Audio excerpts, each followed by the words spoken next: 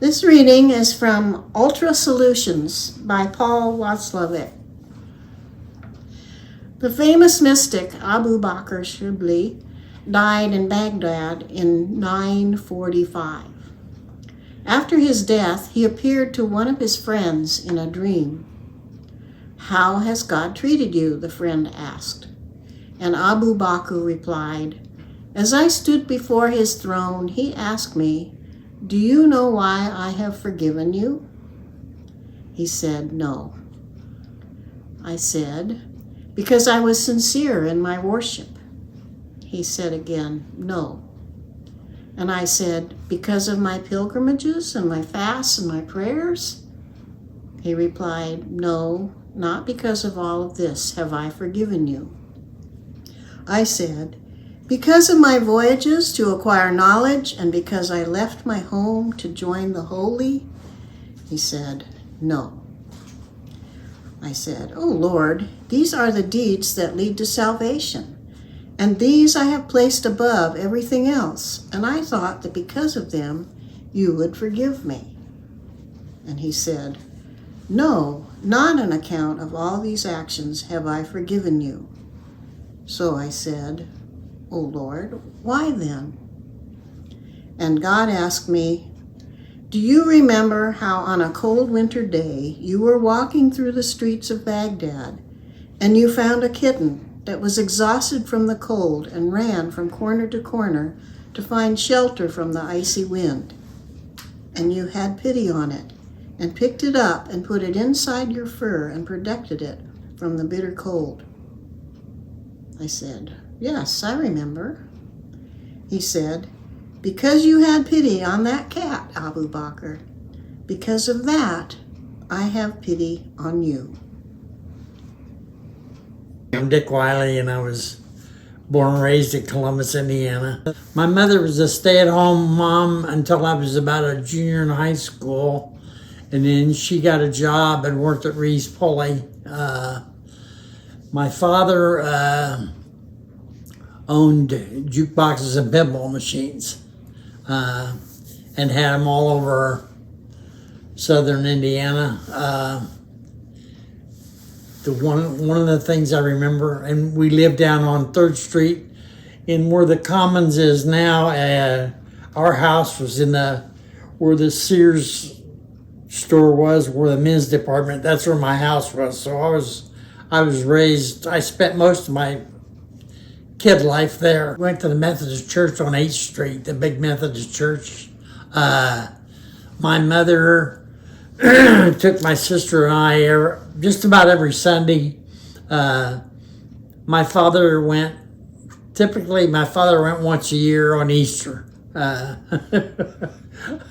Most Easters he went. I don't think he went any other time. But the only two things I really remember about it were Lou Essex. Mrs. Essex was the Sunday school teacher. I remember her, and she seemed like a really nice lady. And they gave me a Bible, which I still have, but I don't remember anything about their ceremony or anything. But I got one when I was a kid. I don't know how old I was, so I enjoyed it, but I don't think that it was an important part of my life. When I was a kid, the first thing that happened was in the 3rd grade, I skipped a half a grade. My teacher was Lois Book, and I skipped a half a grade. The other thing was when I was growing up and all the way through high school, I was one of the 2 smallest guys in the class. When I was a junior in high school, my driver's license said I was 5'5" and I weighed 115. Wow. So I was always, in fact, I remember going out for football when I was a freshman, and you had to weigh 100 pounds, and I didn't weigh 100 pounds, so I didn't get to play football. But I passed papers. I had 2 or 3 different paper routes, and I also shot pool down at Pop's pool room, and I ended up buying my own pool cue. I was never really very good at it, but I like to play. So when I got into high school, the problem with the high school thing was when I got into high school. I think I'm not sure if it was the first semester. It was either the first semester or second semester. Anyway, I had algebra, and I didn't like this teacher. I can't remember his name, but I went and saw my counselor, and I said, I've got to have another math class because I can't do this. You know, I just really don't like this guy. And the counselor said, well, that's the only guy that there is. And I said, well, I'm not going to take it. And he said, well, if you don't take algebra, then you have to be in a general course. You can't be in college prep. And I said, oh, that's okay. I'll just go to the general class. So I changed from supposedly college prep thing to general ed. And that's the only thing I didn't really have any, other than, well, I learned I set pins. I learned how to set pins when I was in the 8th grade down now where the 4th Street bar is now. To the left of that, there's an alley, and to the left of that, there's Luckaby's Coffee. Well, where Luckaby's Coffee is, then there's a bowling alley, and that's where I learned to set pins, and I also learned to play chess while I was setting pins. So that's where and I still have that chess that I learned to play with. So when I was a senior, my father was originally from Shelbyville. And so his mother still lived there. And so we went over there quite a bit. And I started going with a girl over there. And so when I was a senior, several different times I played hooky and hitchhiked over to Shelbyville and went to school over there all day and saw her in between classes. And one of the teachers, I can't remember who the guy was, but he was a real nice guy, and he just smiled and he said, on several occasions, he said, boy, you people get a lot more time off than we do. And he knew that wasn't true, but he was saying it anyway. So, and also when I was a senior, April Fool's Day of 54, when I was a senior, 6 of us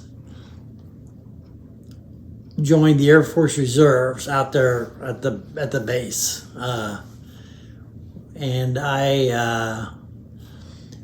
at the time, the reserves for the Air Force was a 2-year hitch, and everybody was wanting to go for 2 years. The problem was they had a waiting list that was 4 miles long.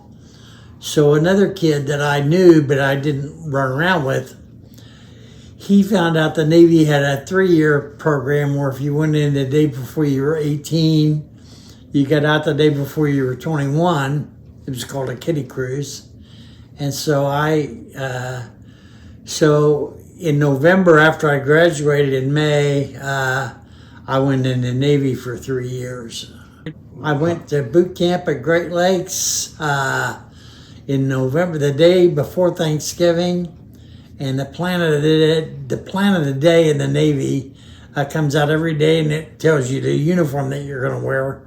And at Great Lakes, the whole time I was there, every day the plan of the day said watch caps, which is a stocking cap over ears, because that's how cold it was. And it was over ears every day that I was there, so it was that cold.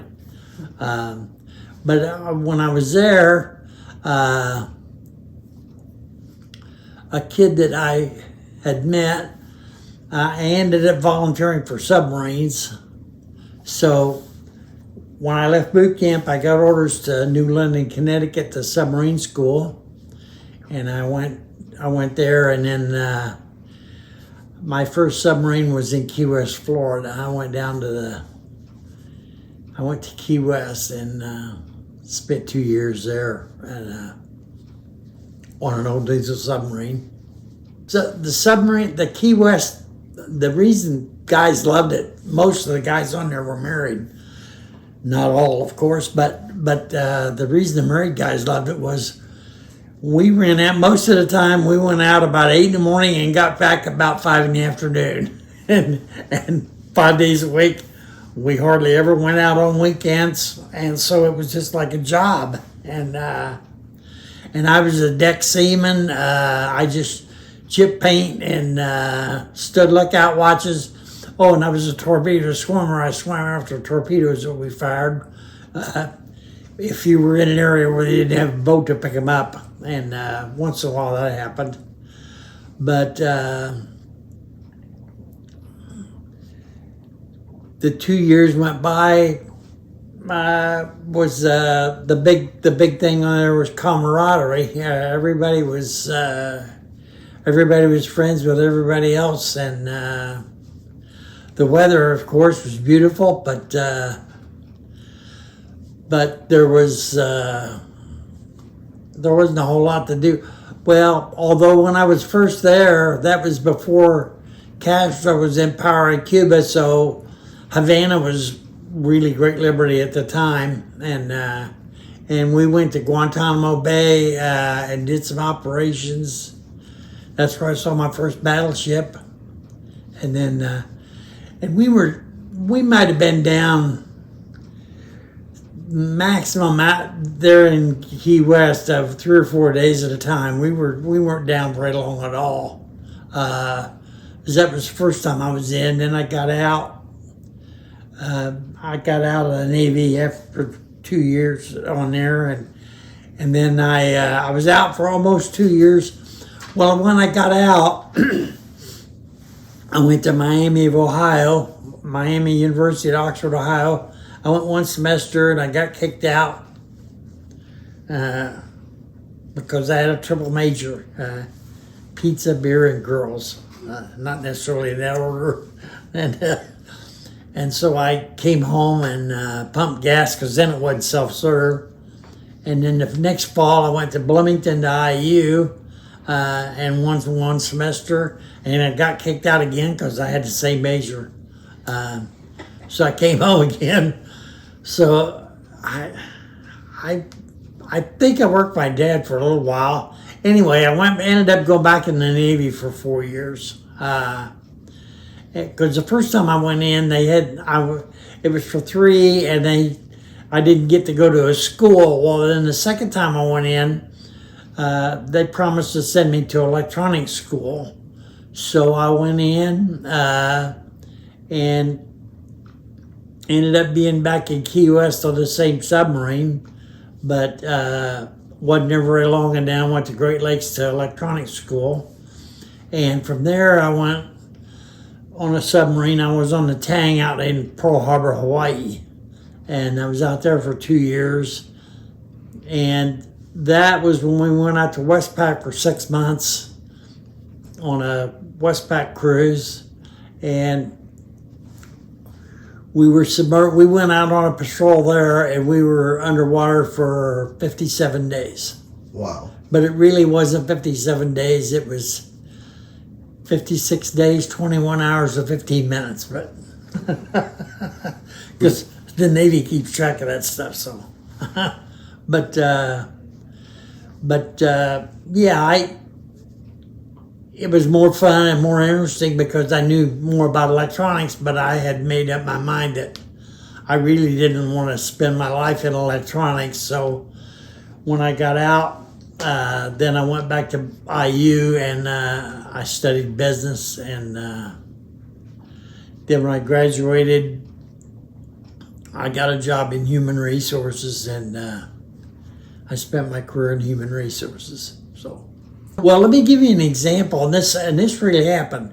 I hadn't been on there very long at all, and I was standing up topside, and the yeoman was there, and he said, "Let me see your ID card." So I pulled my ID card out, and then ID cards were really hard plastic, and he took it, and he broke it. He he cracked it. He said, well, your ID's broken. I said, well, yeah, you just broke it. He said, well, you need a new ID. So I said, well, so he made me, so I went down and signed for a new ID. And about a week later, guys are going to go out somewhere drinking, and they said, well, you're coming along. And I said, I can't go. And they said, why? And I said, well, I'm not 21. And they said, sure you are. Look at your ID card. Look at your ID card. And I looked at my ID card, and it said I was 23. So I said, oh, I guess I am old enough to drink. So, so that when I say there was a lot of camaraderie, there was a lot of camaraderie. Not very long after I graduated, I got married. And not too long after we were married, our daughter was born. We lived in Indianapolis. The first two places we lived in, the first place we lived in was a used trailer right outside of Fort Harrison, but I worked downtown. And then we moved into a brand new trailer, and then we moved into a co-op apartment. And then we moved way west and went to Pittsburgh and bought a house. And then we weren't there very long. We had another little girl, and when she was 2, she got leukemia, and when she was 4, she died. And because of that, my wife didn't want to stay in the house, and so we moved clear over by Fort Harris again. We moved into a brand new condominium. In fact, it was so new we got to pick the carpet out because it didn't even have carpet in it. It was brand new. So we moved over to a brand new condominium for a couple of years. Then we moved to Chicago for a couple of years. And while we were in Chicago, my older son was born. And my wife decided she wanted to stay home, so we moved from Chicago after 2 years. We moved down to Bloomington because I went to work at Crane at the Naval Base, which is 20 miles south of Bloomington. And that was in 80 or 81. And when we moved down there, I went to IU and talked to them. They had a master's program in adult education because I had decided that when I retired, because I had been a trainer for 7 years, and I really liked that, and so I decided that I wanted to do that when I retired. And so I signed up for this part-time grad school, and was working in human resources. And my wife, we had another boy born in Bloomington. That's my younger son. And then in 87, in August of 87, we went to Germany for 3 years. I went to work for the Army as a classifier. Classifiers in the government and human resources. A classifier is somebody who, a supervisor comes to you and says, I've got all these duties and responsibilities, and a classifier decides whether it's a butcher, baker, or candlestick maker. And more importantly, decides on what grade level it is. That's what they're most interested in. And did that, and let's see. Oh, so we went over there in 87, and then I extended for a year because we really liked it. And halfway through the extension year, I was doing dishes, helping her do dishes, and in this house we were living in, and she said, I don't want to be married anymore. I said, what? And she said, I don't want to be married anymore. And I said, oh. So I went into the base and called my buddy, my best friend.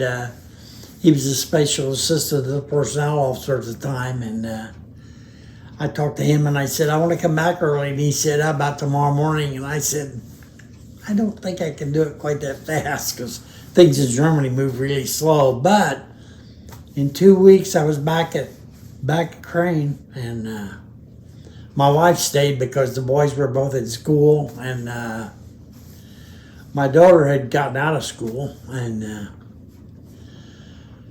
so I came back, lived in an apartment in Bedford, and worked at Crane, and that was in 90, and in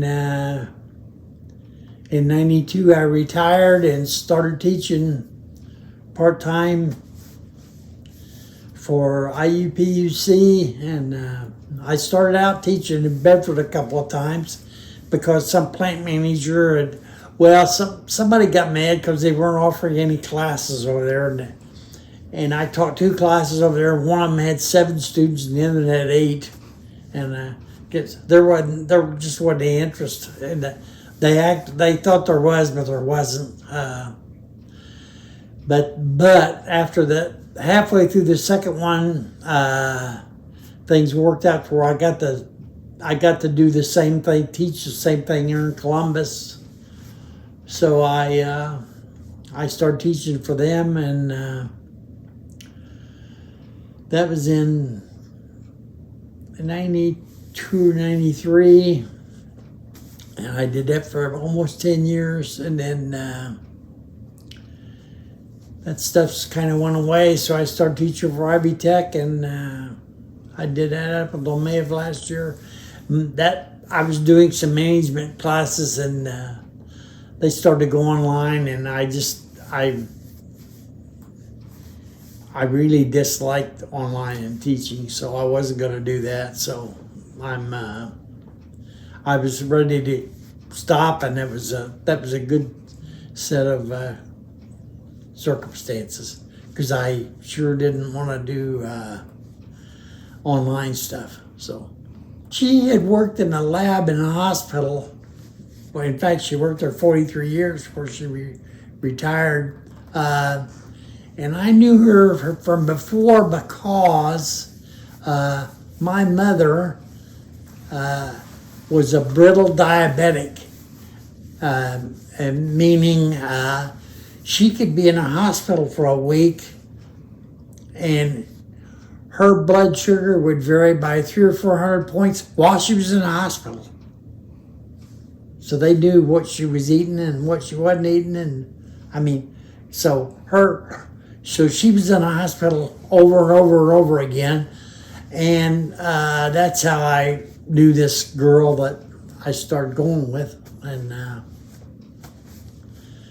I started going with her not too long after I came to Columbus, and I'm still going with her. So when I came here and I didn't go to church, and Stephanie, but she worked, when she not only worked 43 years in the lab, she worked evenings for the whole time. So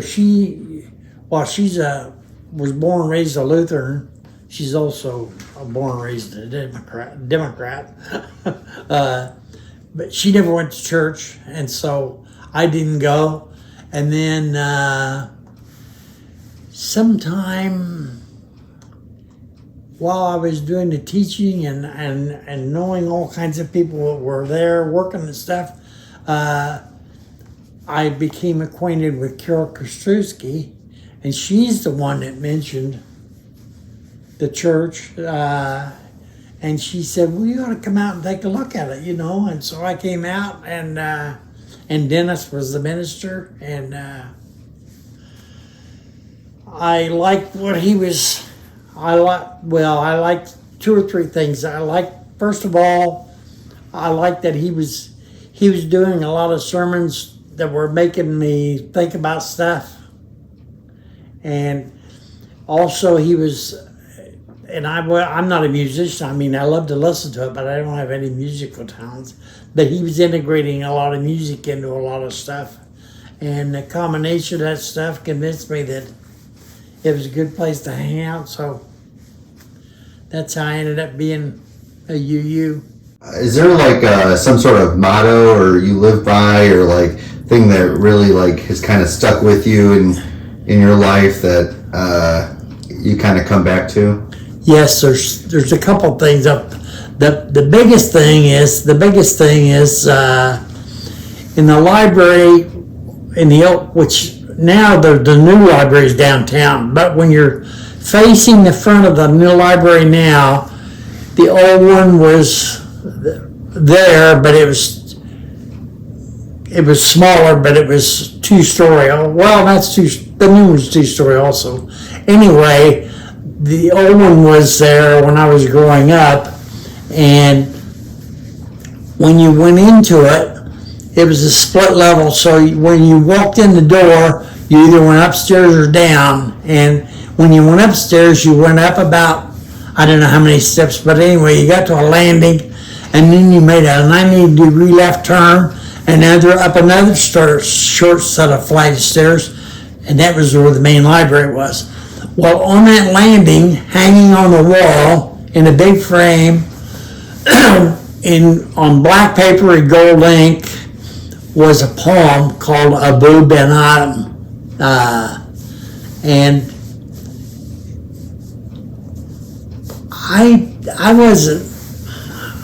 I saw it was there, but to say that I was impressed with it, I don't think that's true. I mean, I was impressed with it later, but I wasn't impressed with it when I was a kid.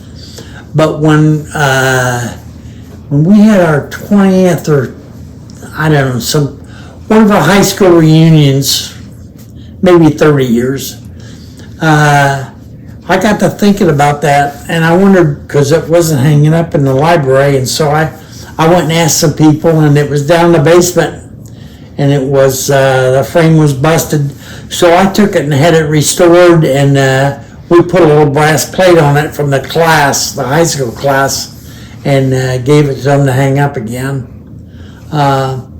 But yeah, so it's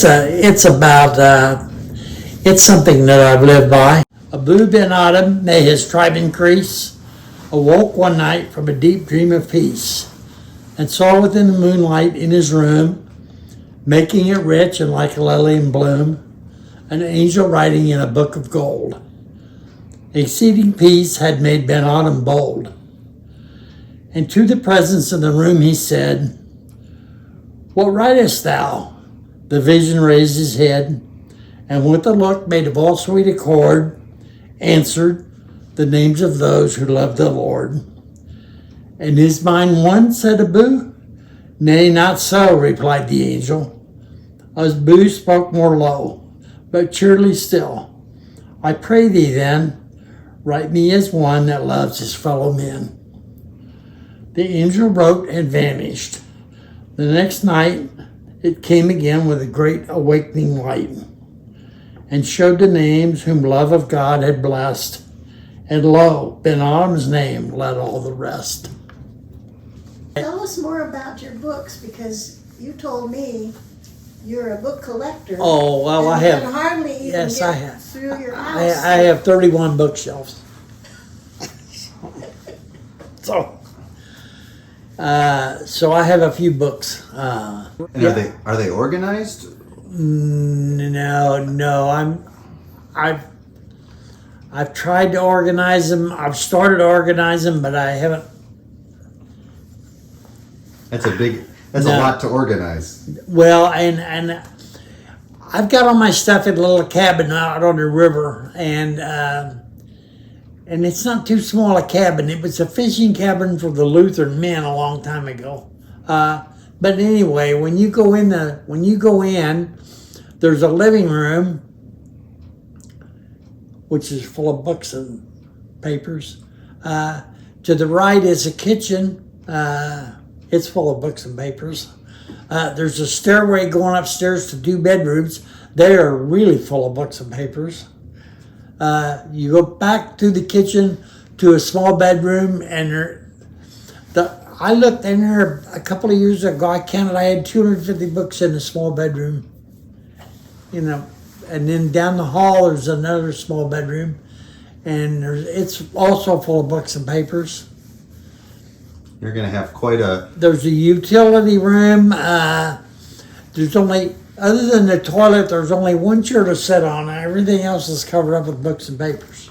And what do you think's going to happen to those books and papers? You know, I told my younger son, he asked me that several years ago, and I said, what I want you to do is I want you to go out and get 20 gallons of gasoline. I was wondering if and a whole bunch of marshmallows and hot dogs, and stack them all up and have this big fire and have hot dogs and marshmallows and let everybody have a celebration. And you might burn the whole county down. That's a lot of books. Yeah. You got some good religion books? No. That might say in one word of one syllable, no. No. Anything else you want to talk about? One of the things I think is going to happen in the long run, it's going to take longer than I thought, but is I think this temple was built next door here, this interfaith thing.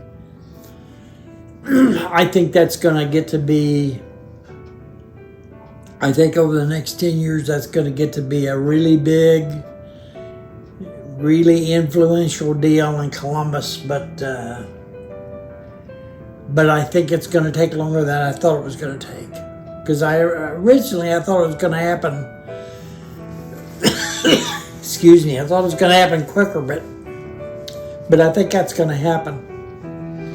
Well, it's funny you're saying that, because we were just talking about the idea of future building expansion or another building, kind of a multi-purpose kind of building, and Yeah. it's kind of fortuitous that you've brought it up, because we want to talk to more people about their hopes for it, because, you know, like every big vision, you know, it takes resources and investment, and I agree with you that it could have a major impact on the greater Columbus area and the region. So I'm happy to hear you believe in that project. Yeah, I really think it has a lot of potential to